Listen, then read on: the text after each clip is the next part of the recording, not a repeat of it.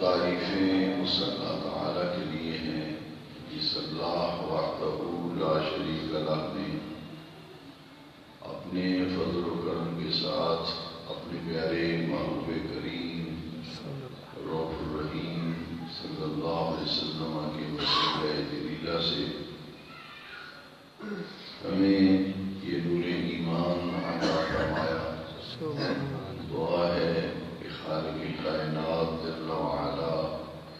دم تک ہمارے دلوں میں یہ نور ایمان قائم دائم اور ثابت رکھے.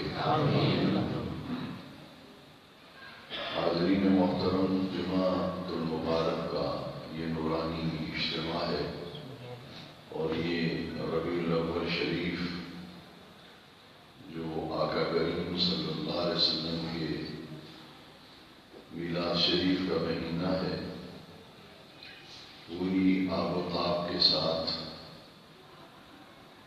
جاری و ساری ہے اور اپنے اختتام کی طرف بڑھ رہا ہے. اور آنے والا اسلامی سال کا مہینہ ربیع الاخر، ربیع الثانی تشریف لانے والا ہے. اس ماہ مبارک میں نبی کریم رؤوف الرحیم صلی اللہ علیہ وسلم کے جشن ولادت کو جس جذبہ اور عقیدت اور احترام کے ساتھ منایا گیا اور اپنے آقا کریم کی یوم ولادت پر خوب درود و سلام کی محافل منعقد کر کے فیض و برکات، حسنات اور خیرات اپنے دامن میں جمع کرنے کی سعادت اللہ تعالیٰ کی بارگاہ سے ہمیں ملی. اس پر ہم اللہ کا شکر ادا کرتے ہیں اور دعا گو ہیں کہ رب ذوالجلال زندگی میں بار بار عید میلاد شریف کی بہاریں اور یہ خوشیاں، یہ راحتیں اسی طرح ہمیں دیکھنا نصیب فرمائے. نبی کریم صلی اللہ علیہ وسلم کا وجود مسعود اور آپ کی ذات اقدس ظہور کے لحاظ سے، ظہور کے اعتبار سے تین مرحلوں پر مشتمل ہے. ایک وہ مرحلہ جسے تخلیق محمدیہ یا خلقت محمدیہ علی صاحب الصلاۃ والسلام کہا جاتا ہے. یہ وہ دور ہے جب نبی کریم صلی اللہ علیہ وسلم کی تخلیق ہوئی، حضور بنائے گئے. اور دوسرا آپ کے ظہور کا مرحلہ جو ہے وہ ولادت کا مرحلہ ہے، جسے ولادت محمدیہ علی صاحب الصلاۃ والسلام یا میلاد النبی کے نام سے تعبیر کیا جاتا ہے. اور میرے آقا کریم کی ظہور کے اعتبار سے ذات اقدس کا جو تیسرا مرحلہ ہے وہ میرے آقا کریم صلی اللہ علیہ وسلم کی بعثت کا مرحلہ ہے. یہ وہ لمحہ اور مرحلہ ہے جس لمحے نبی کریم صلی اللہ علیہ وسلم نے اپنی نبوت کا اعلان فرمایا، اپنی نبوت کا اظہار فرمایا. میلاد النبی کی جو تقریبات ہیں، میلاد النبی کا جو جشن ہے، یہ حضور کے ظہور کے اعتبار سے دوسرے مرحلے سے متعلق ہے کہ حضور کی پیدائش، حضور کی ولادت، آپ کی دنیا میں تشریف آوری، اس مرحلے پر اللہ تعالیٰ کو شکر ادا کرنے کے لیے کہ یہ ہمارے آقا کریم کا یوم ولادت ہے. یہ مہینہ حضور کی ولادت کا مہینہ ہے. یہ وہ دن ہے، یہ وہ مہینہ ہے جس دن اور مہینے میں اللہ تعالیٰ نے اپنے محبوب علیہ السلام کو عالم اجسام میں جلوگر فرمایا. آپ تشریف لائے اور 40 سال کی عمر مبارکہ میں نبوت کا اظہار اور اعلان فرمایا. اور پھر قیامت تک نبی کریم صلی اللہ علیہ وسلم کی نبوت و رسالت پر ایمان لانے والے موجود رہیں گے اور آپ کی لائی ہوئی تعلیمات، لائے ہوئے دین اور شریعت جو ہے اس کی دعوت و تبلیغ کا کام جو ہے یہ قیامت تک جاری و ساری رہے گا. نبی کریم علیہ السلام کی تخلیق کے اعتبار سے کہ آپ ظہور کا پہلا مرحلہ یہ حضور کی تخلیق ہے، حضور کی خلقت ہے، جب حضور بنائے گئے تھے۔ ہم سب کا یہ ایمان اور عقیدہ ہے تخلیق کائنات کا آغاز جو ہے اور تخلیق کائنات کی ابتدا جو ہے وہ حضور کی ذات سے ہوئی تھی۔ ساری کائنات سے پہلے اللہ رب العزت نے اپنے محبوب کریم صلی اللہ علیہ وسلم کے نور کو تخلیق فرمایا۔ سبحان اللہ، سبحان اللہ۔ یہ حدیث جابر جو ہے مصنف عبدالرزاق حدیث شریف کی کتاب ہے، اس میں محدث عبدالرزاق علیہ الرحمہ حدیث جابر کو لائے ہیں کہ حضرت جابر بن عبداللہ رضی اللہ تعالیٰ عنہ حضور کے جلیل القدر اور عظیم المرتبت صحابی ہیں۔ انہوں نے اپنے پیارے آقا کریم صلی اللہ علیہ وسلم سے یہ پوچھا، یہ سوال کیا نبی کریم علیہ السلام سے کہ حضور ہمیں یہ ارشاد فرمائیے کہ اللہ رب العزت نے اس ساری کائنات میں سب سے پہلے کس چیز کو تخلیق کیا؟ حضرت جابر نے عرض کیا اخبرنی ان اول شیء خلق اللہ تعالی قبل الاشیاء۔ سبحان اللہ۔ قبل الاشیاء کا لفظ بتا رہا ہے کہ حضور اخبرنی ان اول شیء خلق اللہ تعالی قبل الاشیاء۔ حضور یہ ارشاد فرمائی کہ اللہ رب العزت جل وعلا نے اس بڑی کائنات میں سب سے پہلے کس چیز کو بنایا؟ کائنات کے ہر وجود سے پہلے، کائنات کی ہر تخلیق سے پہلے، کائنات کی ہر شے سے پہلے کس چیز کو اللہ نے بنایا؟ نبی کریم علیہ السلام نے کیا فرمایا؟ قال رسول اللہ صلی اللہ علیہ وسلم یا جابر ان اللہ تعالی خلق قبل الاشیاء نور النبی کا من نورہ۔ سبحان اللہ، سبحان اللہ۔ فرمایا اے جابر پوری کائنات میں ہر شے سے پہلے تیرے اللہ نے تیرے نبی کے نور کو تخلیق کیا۔ سبحان اللہ، سبحان اللہ۔ نور نبی جی کا تیرے نبی کے نور کو تخلیق کیا۔ کس سے تخلیق کیا؟ من نور ہی، اپنے نور سے۔ سبحان اللہ، سبحان اللہ۔ مولانا اشرف علی تھانوی کی مشہور کتاب نشر الدین میں پہلا باب جو ہے وہ ہے نور محمدی کے بیان میں۔ سبحان اللہ۔ اس باب کے اندر بھی مولانا اشرف علی تھانوی نے حدیث جابر کو نقل کیا ہے پہلے باب میں، اور حضرت جابر بن عبداللہ رضی اللہ عنہ کی حدیث کو مصنف عبدالرزاق کے حوالے سے ہی انہوں نے ذکر کیا کہ حضور اللہ کے نور سے ہیں اور ساری کائنات اللہ رب العزت نے اپنے محبوب کے نور سے تخلیق کی۔ ماشاء اللہ۔ اور مدارج النبوت شریف میں بھی یہ حدیث شریف موجود ہے۔ فارسی نسخہ جو ہے مدارج النبوت شریف کا وہ آپ پڑھیے، اس میں عبداللہ مدثر نے لکھا ہے در حدیث صحیح آمدان اول ما خلق اللہ۔ سبحان اللہ۔ آپ فرماتے ہیں کہ صحیح حدیث میں آیا ہے اللہ نے سب سے پہلے میرے نور کو تخلیق کیا تھا۔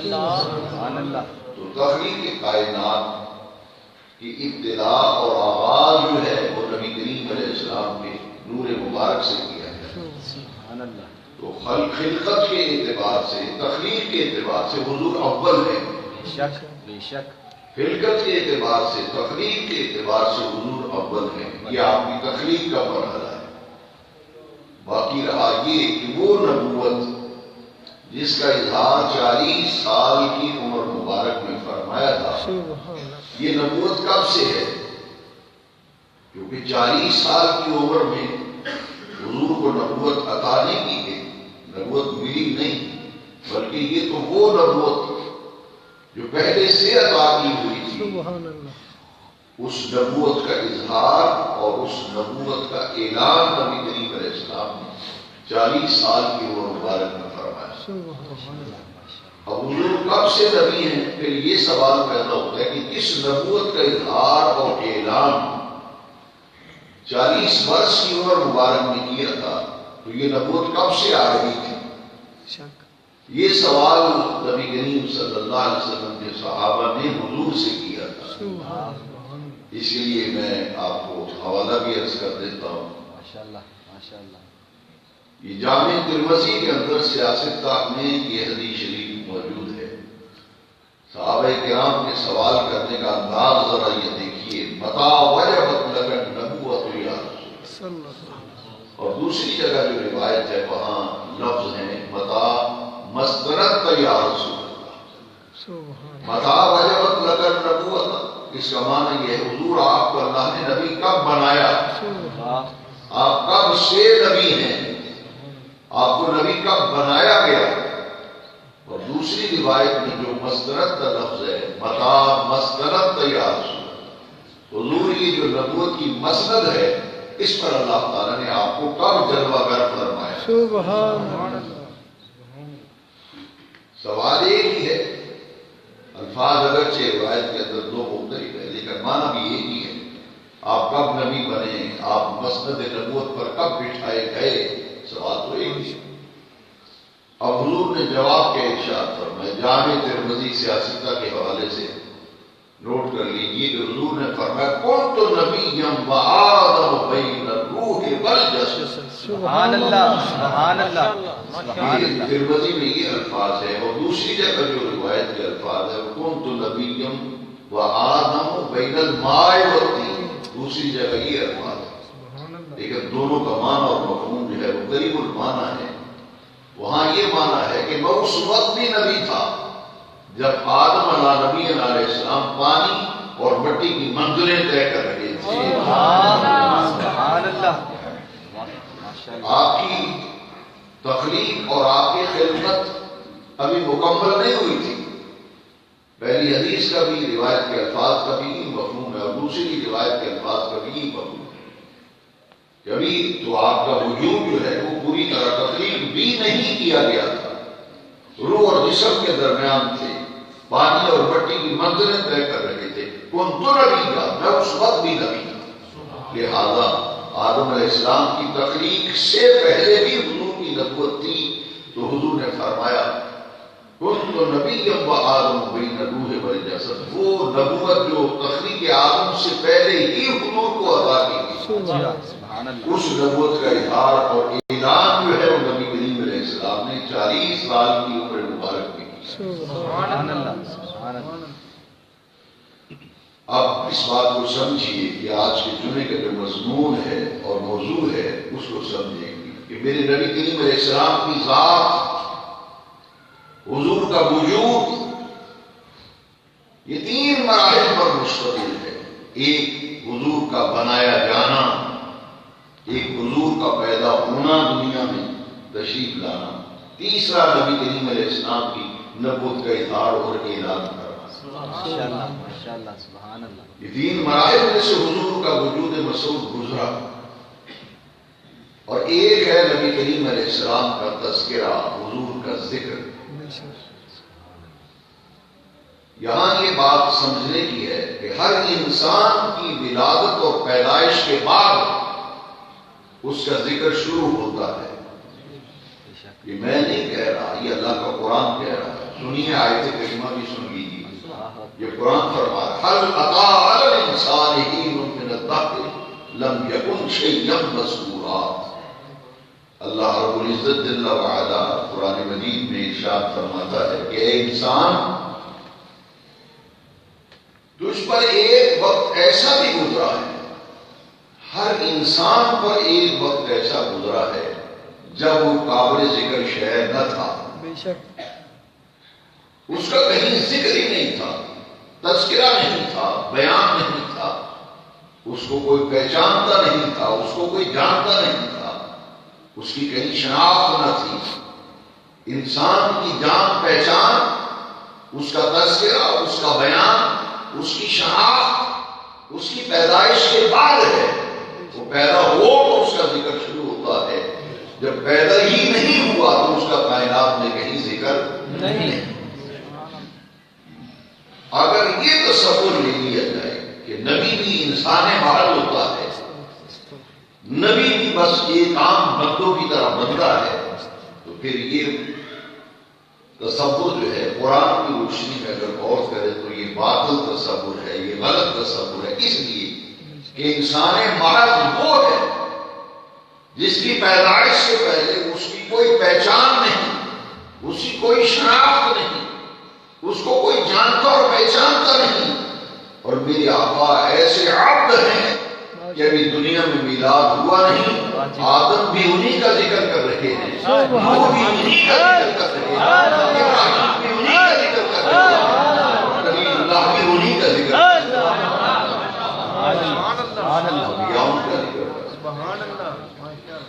لہذا یہ دکان میں بیٹھ کے سگریٹ کا کش لگا کر یہ بات کہنا آسان ہے کہ نبی بھی بندہ ہوتا ہے، ہم بھی بندے ہیں، نبی بھی انسان ہے، ہم بھی انسان ہیں، صرف وہی کا فرق ہے۔ تو پھر میں یہ عرض کروں گا کہ تمہیں تو کوئی پیدائش سے پہلے جانتا اور پہچانتا نہیں، مگر مصطفیٰ کریم کا بھی میلاد ہوا نہیں، دنیا میں تشریف لائے نہیں، آدم بھی حضور کا ذکر کر رہے ہیں۔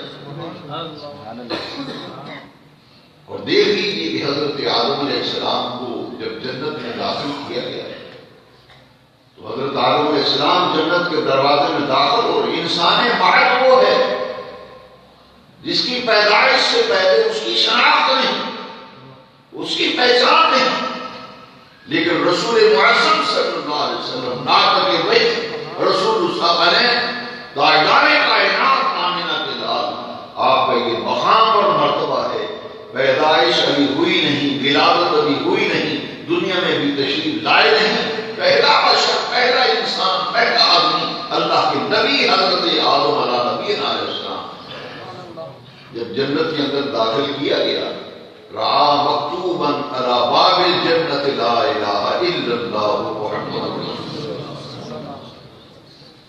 جنت کے دروازے پر حضرت آدم علیہ السلام نے دیکھا کہ جنت کے دروازے پہ لکھا ہے لا الہ الا اللہ محمد رسول اللہ۔ تو حضرت آدم علیہ السلام جنت میں داخلے کے وقت اللہ تعالیٰ سے پوچھتے ہیں کہ باری تعالیٰ یہ کون ہستی ہے، کون سا وجود مسعود ہے، کون سی ذات گرامی ہے، کون سی مقدس ہستی ہے جس کا نام تم نے جنت کے دروازے پر اپنے نام کے ساتھ لکھا ہے۔ سبحان اللہ، سبحان اللہ۔ حضرت آدم علیہ السلام کو کہا گیا ہے آدم یہ اس میرے محبوب کا نام ہے، اگر میں اسے تخلیق نہ کرتا تو آدم تیری بھی تخلیق نہ ہوتا۔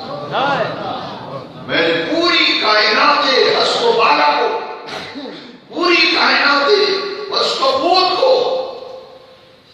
میں نے کسی محبوب کی خاطر تخلیق کیا ہے جس محبوب کا نام میں نے جنت کے دروازے پر اپنے نام کے ساتھ لکھا۔ اسی لیے ڈاکٹر اقبال نے کہا کہ عبد دیگر عبدہو چیزیں دیگر۔ اقبال کہتے ہیں بھائی عبد اور ہے، عبدہو اور ہے، ہم سب عبد بعد ہیں، میرے آقا کا مقام عبدہو ہے۔ دنیا میں تشریف آوری سے قبل جنت کے دروازے میں جب داخل ہوتے ہیں، جنت کے دروازے پہ تو لکھا دیکھا ہی تھا، مگر جیسے جیسے جنت میں داخل ہوتے گئے رعا مکتوباً علی اوراق اشجار الجنہ، فرماتے میں جنت کے جس درخت پہ نظر ڈالتا اور درخت کے جس پتے میں میری نگاہ پڑتی وہاں میں نے اپنے محبوب پاک کا نام لکھا ہوتا تھا۔ سبحان اللہ، سبحان اللہ، سبحان اللہ۔ دنیا میں تو ابھی تشریف نہیں لائے تو جنت کے درختوں کے پتوں پر بھی حضور کا نام لکھا، جنت کے دروازے پر بھی حضور کا نام۔ اور تفسیر روح البیان میں امام اسماعیل حقی نے لکھا کہ حضرت آدم علیہ السلام کی جو توبہ قبول ہوئی نا، جو توبہ قبول ہوئی انہوں نے میرے نبی کریم علیہ السلام کے نام اقدس کا وسیلہ پیش کیا۔ تفسیر روح البیان میں ہے دعا مانگی تھی اللہم انی اسألک بحق محمد صلی اللہ علیہ وسلم، اے ذات کبری کا جس کا نام ہستی کا تم نے اپنے نام کے ساتھ جنت کے دروازے پہ لکھا ہے، جنت کے درخت کے پتوں پہ لکھا ہے، اس نام محمد کا واسطہ میری توبہ کو قبول فرما۔ آدم علیہ السلام کی توبہ قبول ہوئی، حضور کے نام پاک کا وسیلہ پیش کیا۔ حضرت علیہ السلام کی کشتی جودی پہاڑ پہ لگی. یہاں یہ بات پیش نظر رکھی پوری گفتگو کے دوران کہ انسان مرد اور عبد وہ ہوتا ہے پیدائش سے پہلے اس کا کہیں شناخت تذکرہ بیان جان پہچان نہ ہو، وہ عبد ہوتا ہے. عبد وہ ذات اقدس ہے ابھی دنیا میں تشریف نہیں لائے. نوح علیہ السلام کی کشتی اگر جودی پہاڑ پہ لگی تو تفاسیر کے اندر لکھا ہوا ہے کشتی پر نام محمد لکھا ہوا ہے. نام پاک کی برکت سے طوفان نوح جب آیا تو کشتی جو ہے جودی پہاڑ پہ لگی. حضرت عیسیٰ علیہ السلام، حضرت موسیٰ علیہ السلام، ان پر کتابیں نازل کی. حضرت موسیٰ پہ تورات، حضرت عیسیٰ پہ انجیل نازل کی. یہ تو قرآن کہہ رہا ہے، گواہی قرآن دے رہا ہے کہ حضرت عیسیٰ علیہ السلام نے انجیل کھولی ہوئی ہے، انجیل کی تعلیم دے رہے ہیں، انجیل کا درس دے رہے ہیں اپنی امت کو. ان کے حوالی سامنے بیٹھے ہوئے ہیں اور انجیل کھلی ہوئی ہے. عیسیٰ علیہ السلام انجیل کا درس دے رہے ہیں، تعلیم دے رہے ہیں، سبق پڑھا رہے ہیں. عیسیٰ علیہ السلام کیا کہتے ہیں؟ انجیل برنباس میں آج بھی لکھا ہوا ہے. عیسیٰ علیہ السلام نے کہا میں جاتا ہوں وہ آتا ہے، میں جاتا ہوں وہ آتا ہے جس کے نالین کے تسمے کھولنے کی بھی میں لائق نہیں تھی.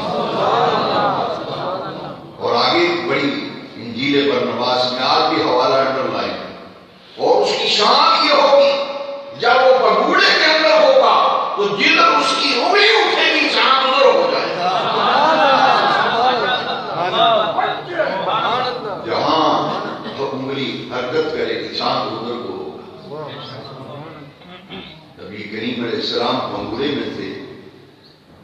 حلیمہ سعدیہ نے دیکھا کہ چاند کبھی ادھر ہوتا ہے کبھی ادھر ہوتا ہے. اللہ اکبر. حضور سرور عالم صلی اللہ علیہ وسلم کی پھوپھی جان فرماتی ہیں، حضرت عباس فرماتے ہیں حضور کے چچا جب حضور بنگوڑے کے اندر تھے تو سرکار کی مشت مبارک جدھر ہوتی تھی چاند ادھر ہو جاتا. اسی لیے سیدی اعلیٰ حضرت نے فرمایا چاند تارے کھلونے ہیں سرکار جن کی انگلی اگر اشارہ ہو جائے چاند حرکت میں آ جائے اور جن کی انگلی کا اشارہ ہو تو ڈوبا ہوا سورج پلٹ کر اثر کے وقت بوڑھے میں انگلی مبارک حرکت کرتی ہے چاند ادھر ہوتا ہے. مولا علی کی نماز اثر قضا ہو سورج غروب ہو جائے تو انگلی کا اشارہ فرمائیں میرے آقا، وہ اشارہ پا کر سورج پلٹ کر واپس آئے. سیدی اعلیٰ حضرت نے فرمایا سورج الٹے پاؤں پلٹے چاند اشارے سے وہ چار انتھے ان کی دیکھ لے قدرت رسول اللہ. نعرہ تکبیر، اللہ اکبر، نعرہ رسالہ، نعرہ رسالہ، نعرہ تحقیق، نعرہ حیدری. چاند انگلی مبارک کے اشارے پہ حرکت کرتا ہے. کہہ یہ رہا تھا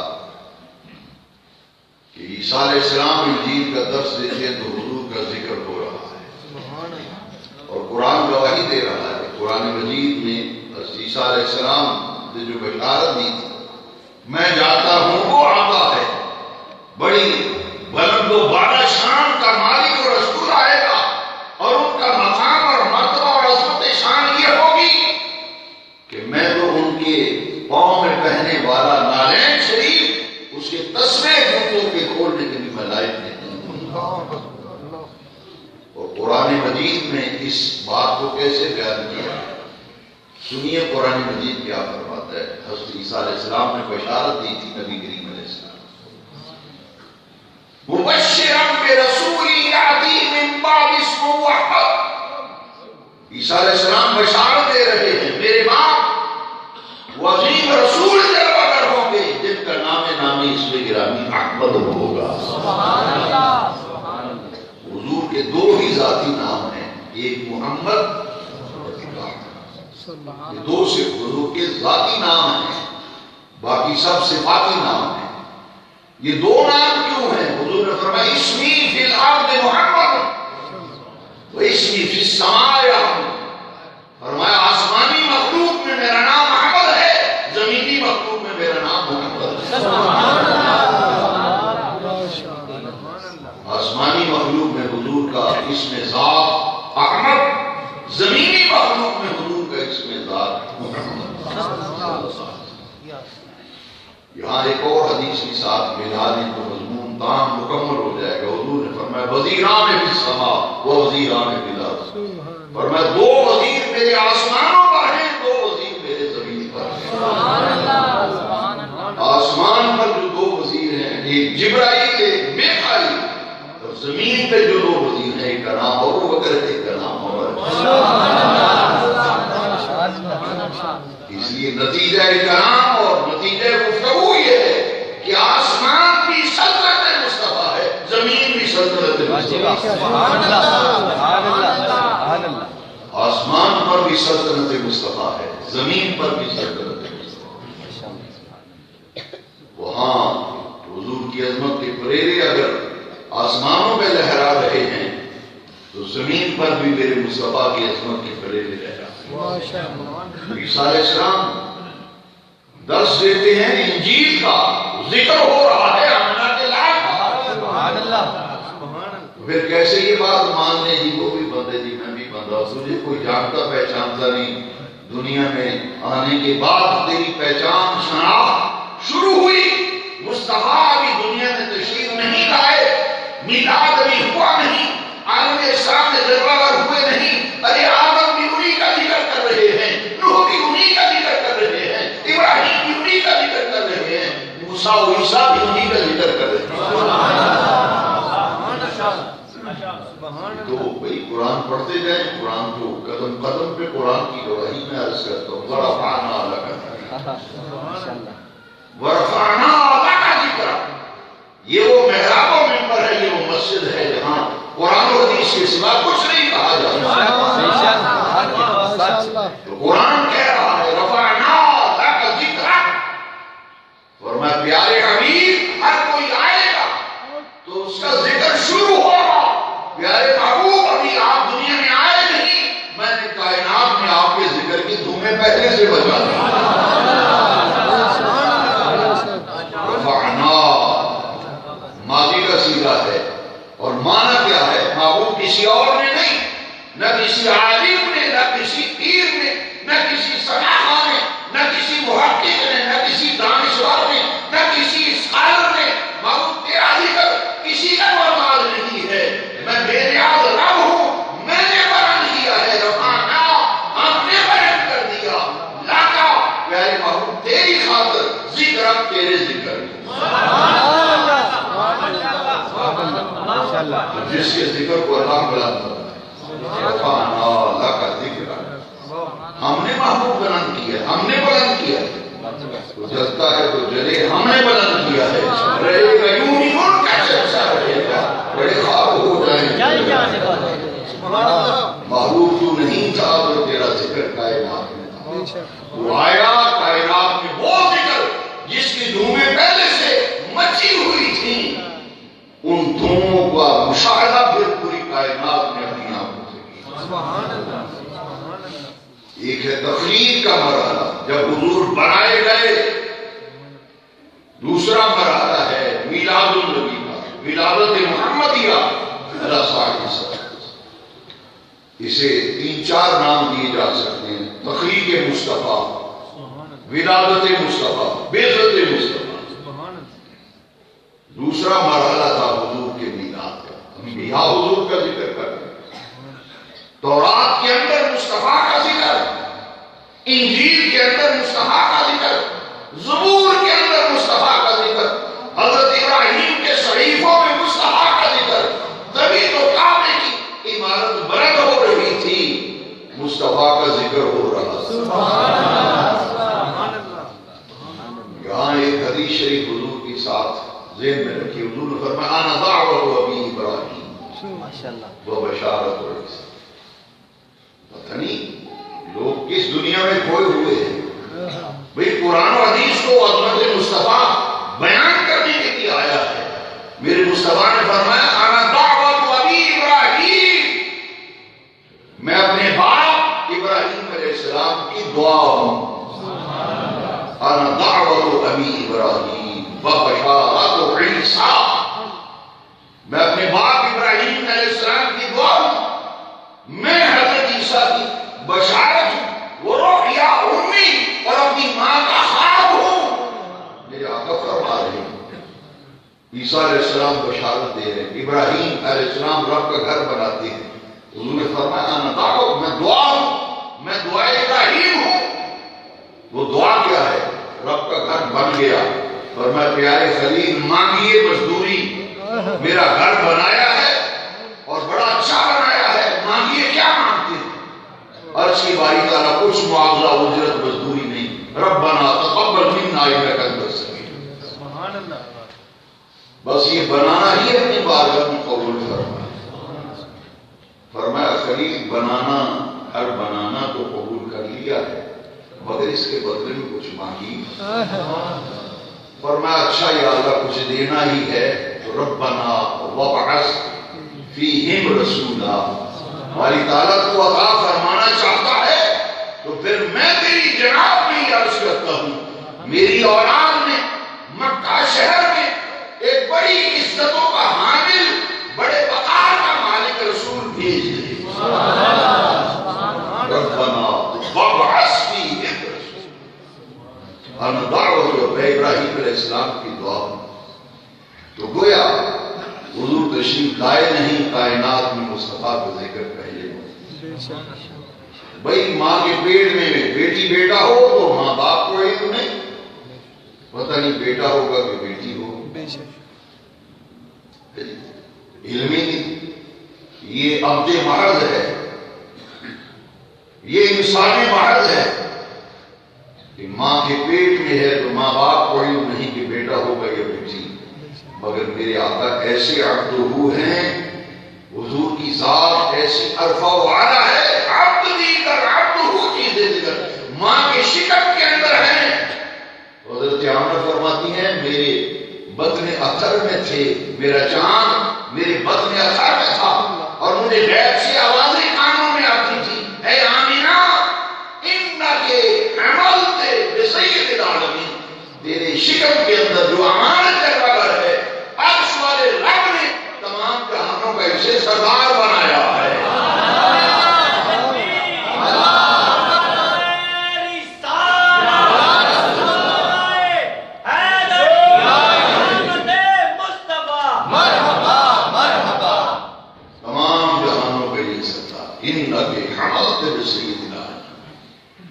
بچہ پیدا ہو کمرہ متاثر ہو جاتا ہے، بچے کو نہلانے کے لیے اہتمام کیا جاتا ہے.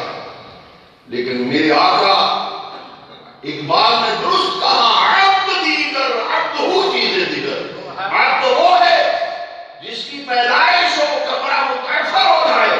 اور میرے آقا کی اماں بیان فرماتی ہیں فلما ولدتہ مطیبا، جب میری گود میں میرا چاند ظاہر ہوا پورا کمرہ خوشبو سے مہک اٹھا.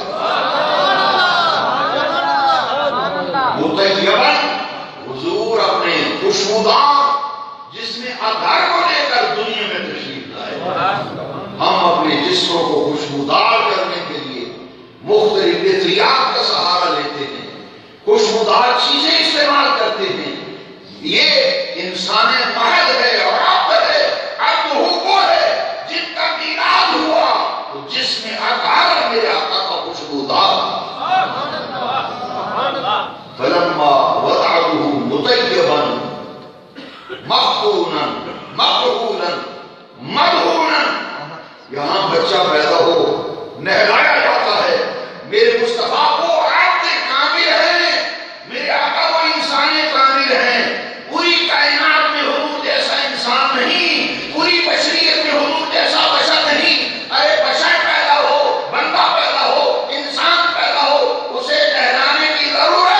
میرے مصطفیٰ کی میلاد پر حضرت صفیہ میرے آقا کی پھوپھی جان فرماتی ہیں نہلانے کا ارادہ کیا، جو پانی گرم کیا تھا وہ سارے کا سارا گر گیا. پانی جب گرا تو اہل خانہ نے کہا کہ یہ کوئی نیک شعور نہیں، پانی گر گیا۔ فرماتی ہیں غیب سے ندا آئی صفیہ، یہ کوئی عام بچہ ہے کسے نہلانا؟ پانی گر گیا، یہ عام بچہ ہے۔ صفیہ سرکار کی پھوپھی جان فرماتی ہیں میں نے جا کے دیکھا میرے آقا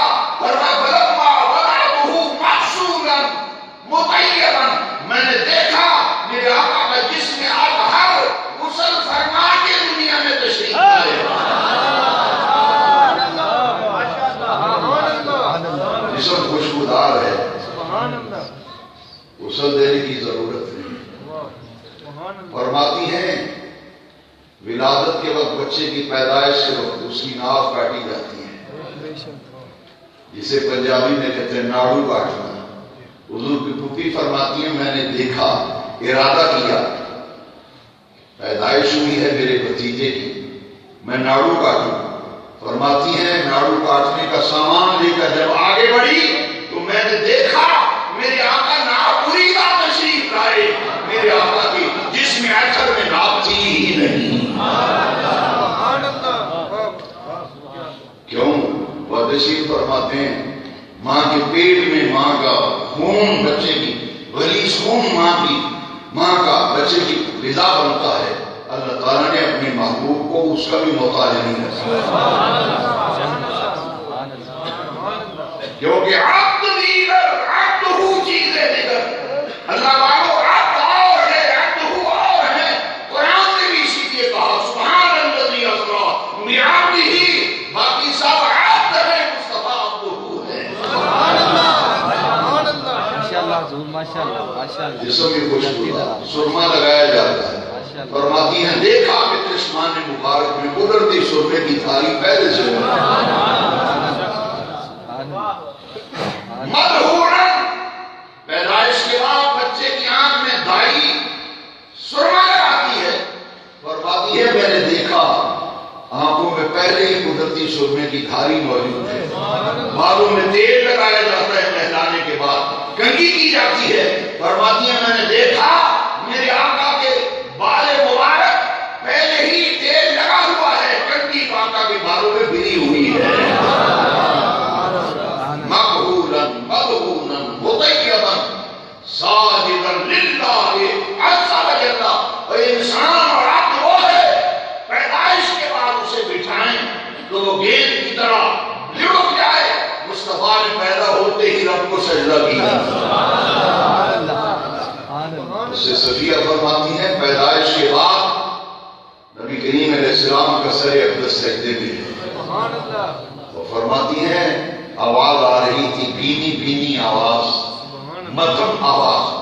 فرماتی میں نے جب توجہ سے کان لگا کر سنا تو میرے آقا سجدے کی حالت میں کہہ رہے تھے رب حبلی امتی، رب حبلی امتی، رب حبلی امتی، یا اللہ میری امت، یا اللہ میری امت، یا اللہ میری امت، میری امت میرے حوالے کر دے، میں جانوں میری امت جانے۔ یہ تو حضور کی تخلیق کا مرحلہ ہے۔ اللہ اکبر، میرے آقا کا میلاد شام سے ہوا۔ حضرت آمنہ فرماتی ہیں عورتوں کو پیدائش کے وقت جو درد سے ہوتا ہے، میلاد النبی میں ابن جوزی نے لکھا، حسن المقصد میں امام سیوطی نے لکھا، ماساوات من السنہ میں شاہ عبداللہ محدث دہلوی نے لکھا، میرے آقا کی اماں جان فرماتی ہیں مجھے تو درد سے تک نہیں ہوا، میں نے اچانک دیکھا جب وضع عمل کی مدت پوری ہوئی میں نے دیکھا خرج منی نور اضاءت منہ قصور شام، میں نے دیکھا مجھ سے ایک نور ظاہر ہوا جس سے شام کے بازار ہوئی۔ یہ جو جشن منایا جاتا ہے یہ حضور کے وجود مبارک کے ظہور کا دوسرا مرحلہ ہے۔ پہلا مرحلہ تخلیق کا ہے جو کائنات کے ہر شے سے پہلے حضور کا نور تخلیق کیا گیا اور اسی نور کا ظہور ربیع الاول کی 12 تاریخ کو صبح صادق کے وقت ہوا، اور پھر 40 سال کی عمر مبارک میں حضور نے اس نبوت کا اظہار فرمایا، اعلان فرمایا جس کے بارے میں فرمایا کون تو نبی جب آدم بین الروح والجسد، آدم علیہ السلام تو روح اور جسم کے درمیان تھے، وہ اس وقت بھی نبی تھا۔ حاضرین محترم، تیسرا مرحلہ میرے آقا کی بعثت کا مرحلہ ہے جب آپ نے نبوت کا اظہار کرنا، اور اعلان نبوت کے بعد حضور کی ظاہری حیات طیبہ کا دور یہ 23 سال پر مشتمل ہے۔ 13 سال مکی زندگی، 10 سال مدنی زندگی۔ یہ حضور کے ظہور کے 3 مراحل تھے۔ انشاءاللہ باقی گفتگو کی جائے گی۔ آج آپ دیکھ رہے ہیں کہ ہمارے اس اہل اسلام پر، پوری دنیا کے مسلمانوں پر کوئی نہ کوئی آفت، کوئی نہ کوئی مصیبت جو ہے وہ گرتی رہتی ہے۔ اس کی بنیادی وجہ جو ہے ہمارے تمام اسلاف کرام اپنی کتابوں میں لکھ گئے۔ جواب شکوہ میں اقبال نے بڑی کھل کر وضاحت کی ہے کہ مسلمانوں پر جو یہ مصیبتیں اور تکلیفیں عالمی سطح پہ آ رہی ہیں، اس کی وجوہات کیا ہیں۔ جواب شکوہ میں اس کا اظہار کیا۔ اللہ تعالیٰ ہمیں سمجھ عطا فرمائے۔ ابھی دیکھیے کہ ابھی ایک نیا مسئلہ امریکہ نے کھڑا کر دیا کہ وہ مسجد اقصیٰ کو، بیت المقدس کو، القدس شریف کو، جو اہل ایمان کا تیسرا حرم ہے۔ القدس ہمارا تیسرا حرم ہے۔ ایک حرم نبوی مدینہ منورہ، حرم مکہ، اور یہاں القدس، مسجد اقصیٰ، بیت المقدس، یہاں انبیاء کرام کے مزارات ہیں، اور یہ قبلہ اول اسے کہا جاتا ہے۔ اور امریکہ نے جو القدس کو اسرائیل کا دارالحکومت اور دارالسلطنت قرار دیا ہے، یہ بھی ایک بڑی گہری سازش ہے۔ اور آپ دیکھ رہے ہیں کہ عالمی سطح پہ اس پہ احتجاج ہو رہا ہے۔ ہم بھی جمعۃ المبارک کے اس اجتماع کے اندر، جو اس علاقے کا سب سے بڑا اجتماع ہے اور علاقے کا مرکز ہے یہ جامع مسجد، اس سے ہم آواز محراب و ممبر سے اٹھا رہے ہیں کہ ہم پوری دنیا کے مسلمانوں کی آواز کے ساتھ آواز ملاتے ہوئے یکجہتی کا اظہار کرتے ہوئے کہتے ہیں کہ اس فیصلے کو امت مسلمہ قبول کرنے کے لیے تیار نہیں۔ اور فلسطین اور کشمیر کا مسئلہ جو ہے بعین ہی قریب قریب ہے۔ اس لیے جس طرح ہم تحریک آزادی کشمیر کے حامی ہیں، ہم کہتے ہیں کہ کشمیر کو آزاد کیا جائے، اس پر انڈیا کو قبضہ ہے، اس قبضے کو ختم کیا جائے اور کشمیر کو آزاد کیا جائے۔ آزادی کشمیر کی جنگ جو ہے بڑے طویل عرصے سے، کئی دہائیوں سے یہ سلسلہ جو ہے تحریک آزادی کشمیر کا چل رہا ہے۔ اسی طرح فلسطین کی آزادی کے لیے ایک تحریک چل رہی ہے، اس کو بھی کئی دہائیوں پر مشتمل ہے۔ اس لیے ضرورت اس بات کی ہے کہ ہم اپنی قوم کے سامنے کم از کم اس علاقے کے مرکز میں جو جمعے کے لیے آتے ہیں ان تک یہ آواز پہنچائیں کہ جس طرح مسلمان کے لیے کشمیر کا مسئلہ اہم ہے، اس سے کہیں زیادہ فلسطین کا مسئلہ اہم ہے، کیونکہ وہ اہل اسلام کا تیسرا حرم ہے اور میرے آقا کی تو وہ سیرگاہ ہے۔ سبحان الذی اسری بعبدہ لیلا من المسجد الحرام الی المسجد الاقصی۔ مسجد اقصیٰ یہ میرے مصطفیٰ کی سیرگاہ ہے، اور بیت المقدس کے تحفظ کے لیے، مسجد اقصیٰ کی حفاظت کے لیے، القدس کی حفاظت کے لیے پوری دنیا کے مسلمانوں کو، حکمرانوں کو متحد ہو جانا چاہیے، اور کشمیر اور فلسطین کی آزادی کے لیے کردار ادا کرنا چاہیے۔ کیا آپ میری اس بات سے اتفاق کرتے ہیں؟ میں یہ عرض کروں گا، انٹیلیجنس والے جو حضرات جمعے کی رپورٹنگ کرتے ہیں وہ باقاعدہ اس میں ریکارڈ رکھیں کہ آج کا یہ اجتماع اس پر شدید احتجاج کرتا ہے اور امریکہ کے اس اقدام کی پرزور مذمت کرتا ہے۔ ہم فلسطین اور آزادی کشمیر میں جو حصہ اہل ایمان اپنی اپنی استعداد کے مطابق ڈال سکے، انشاءاللہ ہماری سرگرمیاں کشمیر کی آزادی اور فلسطین کی آزادی تک ہماری یہ تحریک جاری رہے گی۔ اللہ رب العزت ہمارے جذبہ ایمانی کو ہمیشہ سلامت رکھے۔ حاضرین محترم، اسی جامع مسجد کے مؤذن اور خادم نثار احمد نقشبندی جو حضور کے سراخان بھی ہیں اور اس ہماری جامع مسجد مرکزی کے خادم بھی ہیں، مؤذن بھی ہیں، بڑے خدمتگار ہیں مسجد کے، ان کے ساتھ ایک حادثہ صدمہ عظیمہ پیش آیا۔ آپ نے اخبارات اور میڈیا سے یہ جان لیا کہ چھت گرنے کی وجہ سے ان کے 4 بچے جو ہیں ان سے بچھڑ گئے۔ اس صدمے پر جماعت المبارک کے پورے اجتماع کی طرف سے، کیونکہ فردن سب سے ملاقات کرنا ممکن نہیں ہوتا، میں آپ سب کی طرف سے صوفی نثار احمد نقشبندی اور ان کے جملہ اہل خانہ سے تعزیت کرتا ہوں۔ ان کے صدمے میں بالکل شریک غم ہیں، اور ہم دعا مانگتے ہیں کہ اللہ تعالیٰ انہیں صبر جمیل عطا فرمائے، اور بڑے بلند حوصلے اور ہمت کے ساتھ انہوں نے اسے فیس کیا، سامنا کیا۔ اللہ تعالیٰ ان بچوں کے درجات کو بلند فرمائے، اور نبی کریم علیہ السلام کے نالین کے صدقے ان بچوں کے جدا ہونے پر انہیں جو غم اور صدمہ عظیمہ پہنچا، اللہ تعالیٰ اپنی شان کے لائق اس کی تلافی فرمائے۔ وما علینا الا البلاغ۔